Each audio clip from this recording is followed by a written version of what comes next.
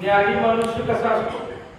आता चार प्रकारचे भक्त आहेत महाराज. अर्थ भक्त, अर्थ म्हणजे अर्थ शब्दाचा अर्थ दुःख सुद्धा होतो.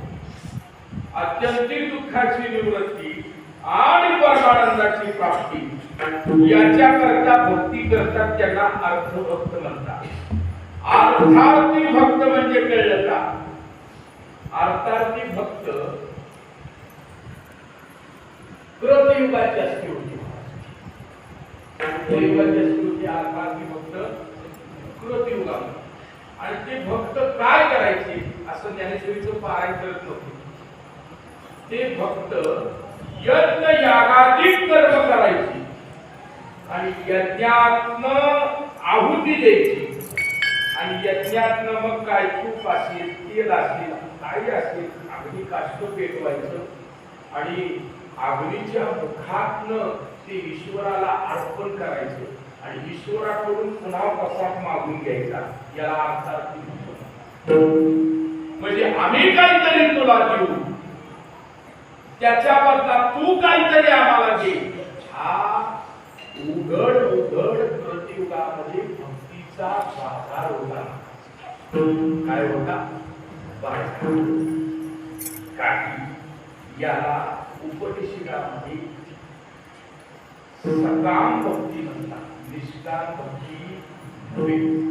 सकाम भक्ती काहीतरी आम्ही तुला देतो, त्याच्या बद्दल तू आम्हाला काहीतरी दे, याला सकाम भक्ती म्हणतात. परंतु कलियुगामध्ये वाळवंटाच्या मध्ययुगी संत महात्म्यांनी एकत्रित येऊन देवाला आव्हान केलं. काय आव्हान केलं? नामदेवरायांनी आव्हान केलं, नाथ महाराजांनी आव्हान केलं, तुकोबारायांनी आव्हान केलं की देवाकडे काहीही मागायचं नाही. म्हणजे सांगतो का, दोन प्रकारचे पंथ पडले महाराज. किती प्रकारचे पंथ पडले? दोन प्रकारचे. एक आदरेकरांमध्ये परंपरेनं सांगितलं जातं की एक पूर्व पंथ आणि उत्तर पंथ. पूर्व पंथाने काय केलं? देवाला प्राप्त करून घेतलं, पण देवाला राबवलं सुद्धा. देवाला दुःख दिलं पूर्वपंथीच्या संतांनी.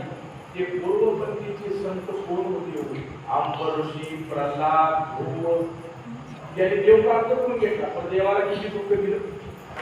पण उत्तरपंथीच्या संत महात्म्यांनी मात्र देवाला आवडेल अशी सेवा केली, स्वतः दुःख भोगलं. पण तुकोबारायांनी देवाकडे काय मागितलं? तुकोबारायांनी तर